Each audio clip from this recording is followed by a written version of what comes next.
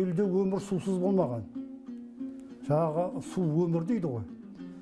Осы шөлде қазылған құдықтардың барлығы мәлім бір тайпалардың, көбінесе кіші жүз тайпаларының құдықтары. Оның жасыратыны жоқ. Сонау Қызылордадан жаңағы Ырғыз өлкесінен Дермен қарап бастап жаңағы жасаған тайпалар осы арада өкілдері болған. Сол осы шөлдегі құдықтардың барлығы сол адамдардың атында. Бұларға келгенімізге біздердің 100 жылдан емес, 1000 жылдан асып кеткен ата-бабамыздың қоныстанған жері. Кешегі кезде тарихымыз бойынша бұл жерлерде үлкен-үлкен абыройға ие болған азаматтарымыз өткен, аталарымыз өткен, батыр, ақылшы, би аталарымыз өткен. Қазақтың ең бірінші жоғарғы оқу орны Ташкентте ашылған. Ташкентте Казахский высший педагогический институт. Үйерде 3 адам ректор болып істеді аз уақыттың ішінде. Қазақ халқының көршілес Өзбекстан жерінде қоныстану тарихы әріде жатыр. Дерек көздеріне сүйенсек, бұл жер 16-17 ғасырларда Самарқандты билеген Жалаңтөс батыр мен хандардың орталығы әрі қазақ руларының көшіп қонып жүрген өлкесі болған. Кейіннен патшалық Ресейдің орталық Азияны отарлау саясаты кезінде Ташкент шаһарында құрылған Түркістан генерал-губернаторлығының құрамына Қазақстанның оңтүстік бөлігі енген болатын. Сол кезде қазақ ауылдары біраз қуғынға ұшырап, жергілікті халықтың арасына сіңіп кеткен көрінеді. Ал кеңестік өкімет орнағаннан кейінгі жылдары қазақ халқының басынан талай зобалаң заман, тағдыр тәлкегі өткені белгілі. Елді жайлаған ашаршылық, күшпен ұжымдастыру, репрессия тұрысында талай қандасымыз көршілес өзбек жерінде бой тасалап, пана тапқандығын қазақ зиялыларының жүріп өткен жолдарынан көреміз.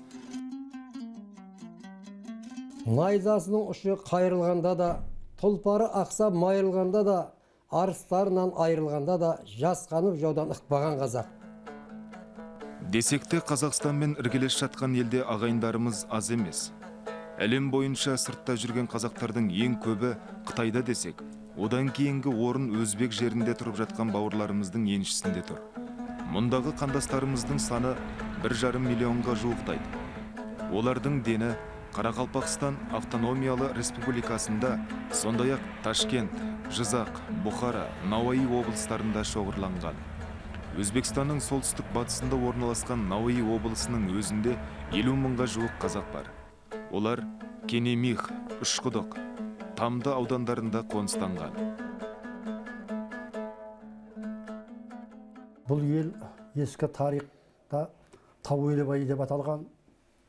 Тауелібай деп аталуында өзіндік себебі болу керек. Халқы қонақшыл, базарға жақын, шөл менен дейхан жерді байланысып тұрған жер болған.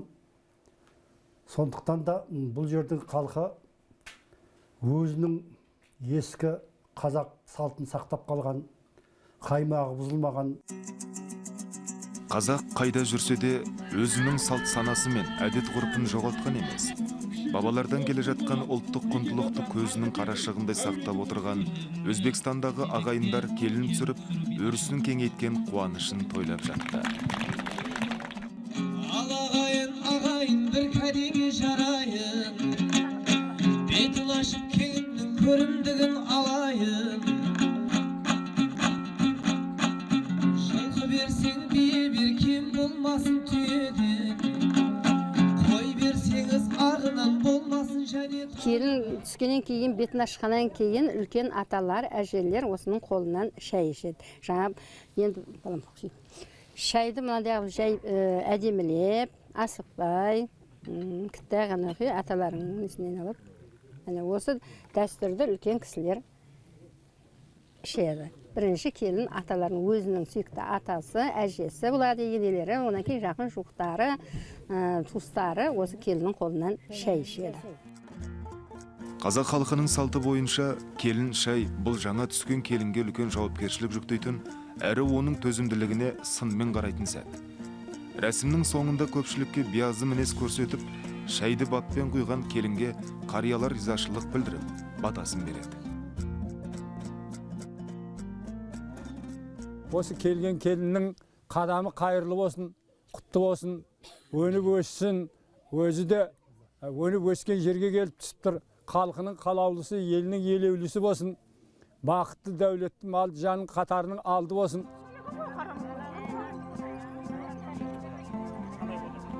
Балам бақытты, міне өмірің ұзақ, денің сау болып, әрқашан осы мына алтын бесікте әлді ақ бөпем, ақ бесікке жат бөпем. Ақ жаулықты анасын, көпті көрген дана қариясын құрмет тұтқан қандастарымыз жиын тойларда халқымыздың әдет ғұрпын үнемі дәріптеп отырады.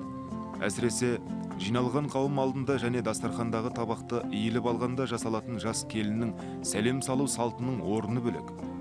Бұл босаға аттаған жастың үлкенді сыйлай білетіндігін әрі әдептілігін білдіреді.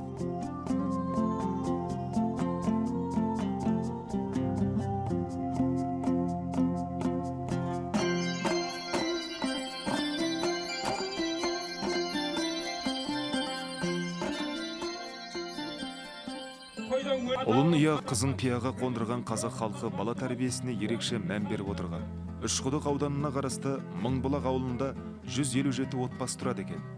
Мұндағы қазақ ағайындарымыз негізінен қой шаруашылығымен айналысады. Өскелең ұрпақтарының бойына ұлттық салт сананы жастайынан сіңіріп, олардың қазақи мінездерін қалыптастырған қандастарымыз атамекеннен жырақта жүрсе де, қазақ тілінің қаймағын бұзбай сақтап келеді.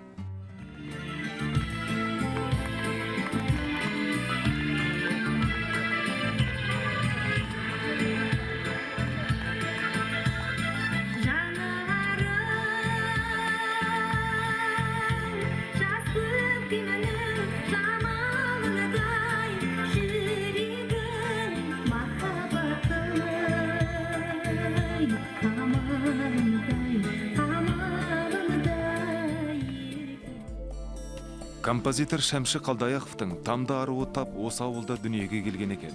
Бұрымды Мыңбұлақта туған ару, сол жердің 1001 бұлағындай деген жыр жолдары осы жердегі Ақсұлу атты қазақ аруына арналған деседі. Өйткені бұл жақтағы әйел аналардың қолынан шыққан қолөнер бұйымдарын көргенде, әнге арқау болған ардақты жандардың он саусағынан өнер тамған шебер болғандығына ешқандай шүбә келтіре алмайсыз. Киіз үйдің барлық жабдығын өз қолдарымен дайындап, безендіретін қазақ әйелдері ұлттық өнерді жаңғыртып, заманға сай жалғастырып отыр. Ой өрнегімен көмкерілген түскиіздердің дайындалу барысы да үлкен шеберлік пен төзімділікті талап ететін жұмыс.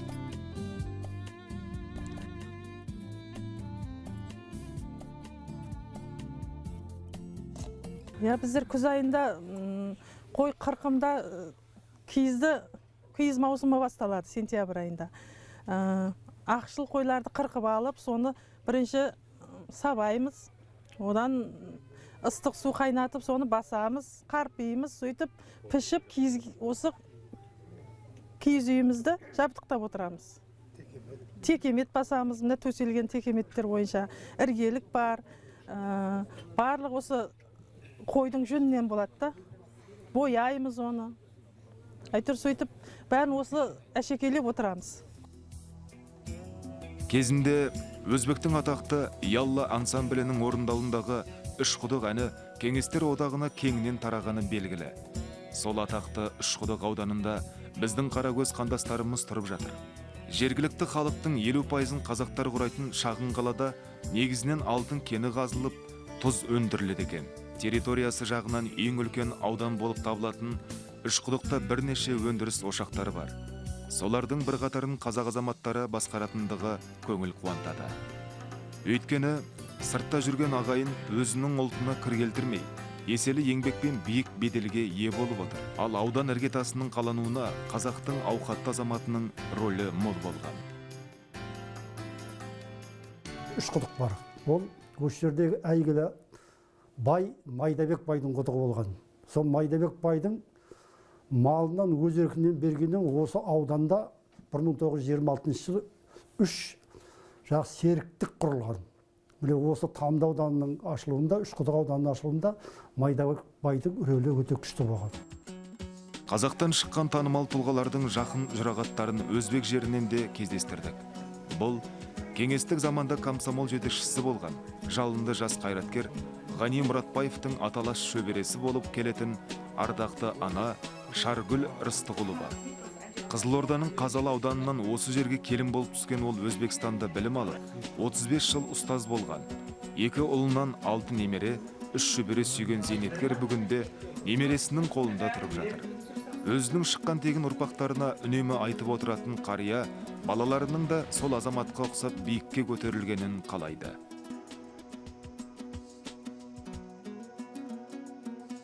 Ғани енді 1879 жыл туылған. Менің әкем 73 жыл туылған. Менің әкем онан ағайын жігіттің балдары ғой. Үлкен болғандықтан Ғаниді аға дейміз. Бүгін Қазақстан Ғани кәртеймай өлгесін Ғани аға деп сөйлеп жатыр ғой.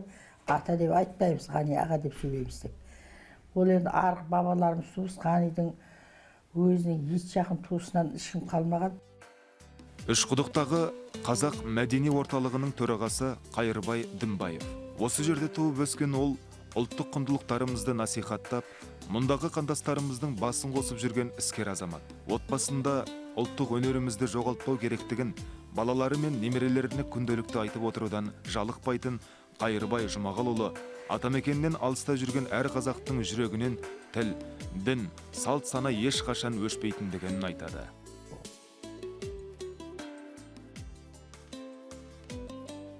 Ауданымызда 18 мектеп бар, соның 14-і қазақ мектебі. Сол себептен ол жөнінде бізде қиыншылық жоқ, қазақ тілін білмейтін қазақ жоқ. Және осы қазақтың жастарды, кейінгі жастарды 30 жасқа дейінгі сайыстар жүргіземіз бе деп отырмыз, күй тартудан жарыс. Жылда сол ән күйден жарыс болады жастарда. Ел іші, өнер кеніші дегендей, Үшқұдықтағы мәдениет үйінде бірнеше ұлт өкілдерінің көркем өнерпаздар ұжымы орналасқан. Солардың қатарында қазақ жастарының да орталығы бар. Қызылғұм саз атты ұлттық ансамблі мен елес тобы аудан жұртшылығын әсем ән, күмбірлі күйге бөліп жүрген талантты жастардан құралыпты.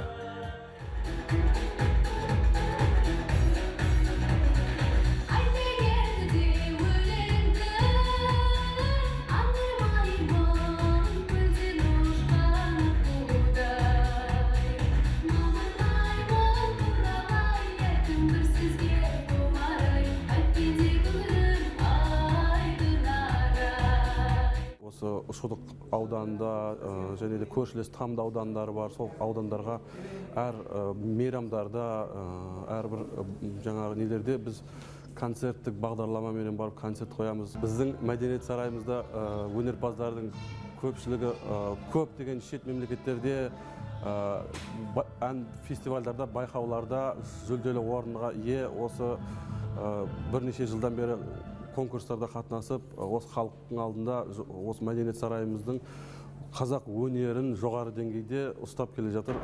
Сол бағытта әлі кейінгі ұрпақтарды тәрбиелеп, кейінгі жастарды тәрбиелеп, жастарға жол көрсетіп, осы аталарымыз келіп, осы тұрған жерімізде қоныстанып қалған. Бұның Тамдыбұлақ аталып себебі сол келген аталарымыз ең бірінші осы жерден келіп үй салған екен. Үйді бізде там деп атайды. Сосын мынау көне тамды деген жерімізде үлкен бұлақ болған. Сол судың жағасына келіп жайғасқан ғой. Сондықтан бұл жердің аты Тамдыбұлақ деп аталады. 1928 жылы іргесі қаланған аудан көне және жаңа тамды деп екіге бөлінеді. Көне тамды 10 шақырым жерде болса, жаңа тамды соңғы 20 жылда бой көтерген екен. Ал жыл сайын керегесін кеңейтіп келе жатқан орталықтағы айтулы инфрақұрылымдардың бірі жаңадан салынған 80 орындық аурухана. Мұнда негізінен жастар еңбек етеді. Аудандық қазақ азаматы басқарады. Ал заманға сай құрал жабдықтармен қамтылған мекемеде қандастарымыздың абыройлы қызмет етіп жатқаны ұлтымыз үшін үлкен мақтаныш.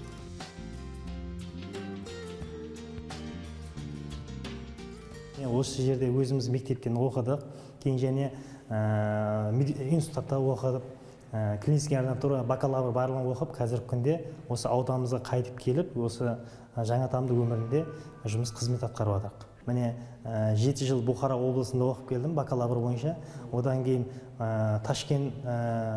Ташкентте клинический ординатура терапия саласы бойынша және 2,5 жыл оқып келдім. Қазіргі күндерде міне осы жерде қызмет атқарып жатыр, өкінбеймін, ешқандай жақсы жағдай барлығына жақсы.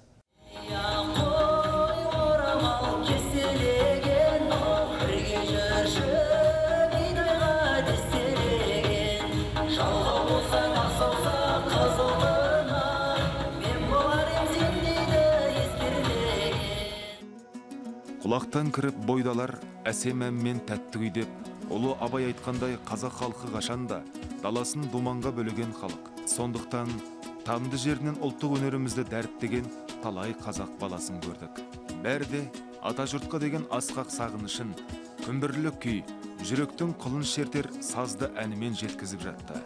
Өйткені қазақ қайда жүрсе де Қазақстаны мен алыстағы ата мекені мен мақтанатыны ақиқат.